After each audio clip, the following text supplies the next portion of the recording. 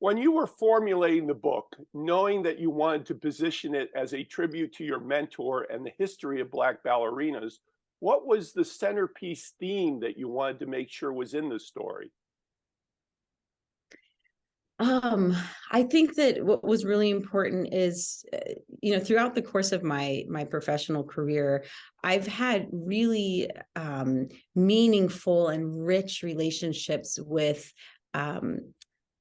really successful women that are older than me, and I just value intergenerational relationships, and so I think that was really important for me to show the power in what we can learn from our elders, people who have done it before us, who have most likely experienced more adversity. So to show the beauty in what we can learn from our elders. What is extraordinary about your rise to where you are at is that you didn't necessarily have the advantages of the push to be in dance or even the facilities in which to embrace it. It was all you and happy accidents of time, place, and proper support. As you reflect upon that now, how would you advise any girl in any circumstance to follow their own path? Yeah, thank you for that question. There are opportunities available to us. The first place that I think of, because that was my experience, is the community centers that are in your neighborhood. They're out there and they're doing incredible work. Of course, for me, it was the Boys and Girls Club. From the time that I started dancing, they've blossomed so much in giving more opportunity to, focusing on the arts and arts programs. And a lot of these are free memberships and free classes being offered. So, I would say that if this is something that you really want to do, do the research or have your parents do the research. But there are incredible people out there that want children to be exposed to the arts. I've started my own program through the Misty Copeland Foundation.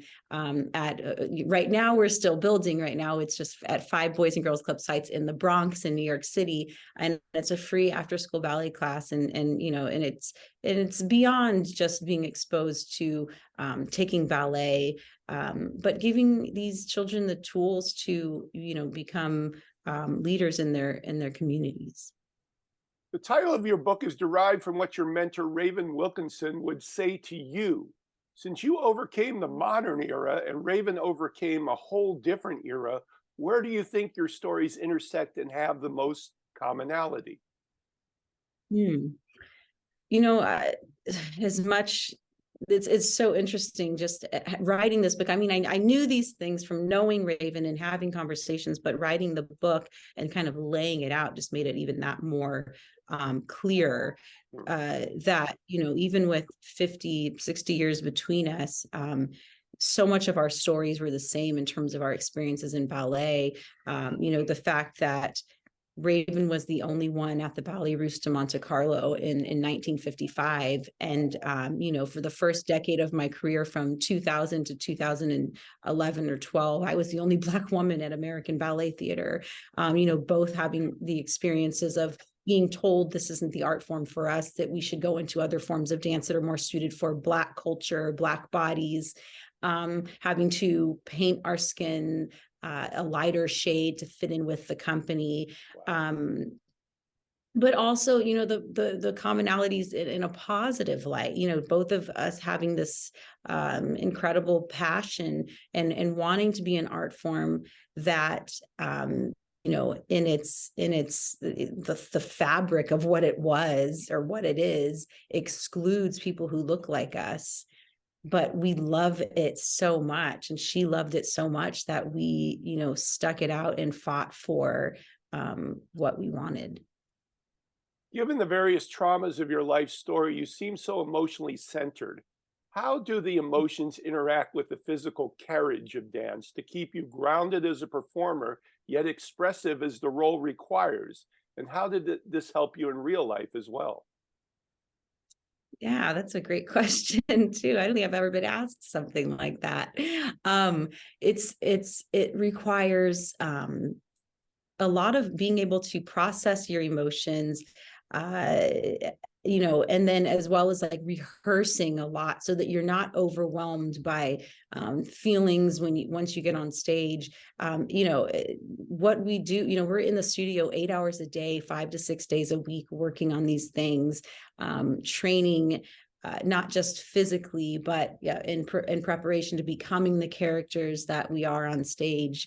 And it's definitely allowed me to be able to understand how to process what I've experienced in my life. And ballet is like a form of therapy, but also going and having conversations with a professional, for me personally, to be able to process the things I've experienced in my own life. But Right. all of these life experiences have helped me to become, I think, a better and fuller artist on stage. Even from the time I was young, I probably experienced a lot more in my life and seen a lot more than a lot of 13 and 14, 15-year-olds. But it made me appreciate being on stage and being able to channel everything I'd experienced in my life into my performances, and that being on stage was so serene, and this beautiful escape from what I was experiencing in my everyday life. So much of the ballet is associated with body image, and you broke the mold in that area as well. How did you learn to love what your body was after puberty and what it could do? And how did you embrace it within the art?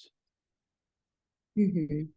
I think this is something that dancers will experience through over the course of their career, just getting older, and our bodies are constantly evolving, literally Right, from day to day, they're changing, evolving. And I'm going through another transition, post baby, right, what this body is going to be able to do and look like. And I think that it's really about stepping back and understanding that it's really not about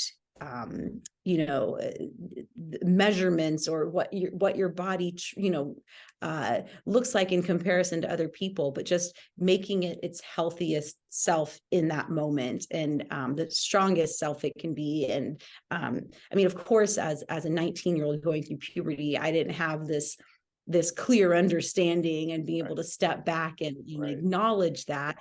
For me, it was having a support system, having people around me that were there um, to encourage me and say that this is not a sprint, this is a marathon, and it's going to take time to become your healthiest self. And so that's something I just have to remind myself of every day, and blocking out the noise, people that will write things, and especially this day and age on the internet and social media, Yeah. and and focusing on, again, being healthy, putting in the work and the training. And in the end, it's the performances you put on. It's not the way your body looks. It's Right, the right. character you're portraying, the story that you're telling. This is Patrick McDonald for HollywoodChicago.com. Copyright 2022.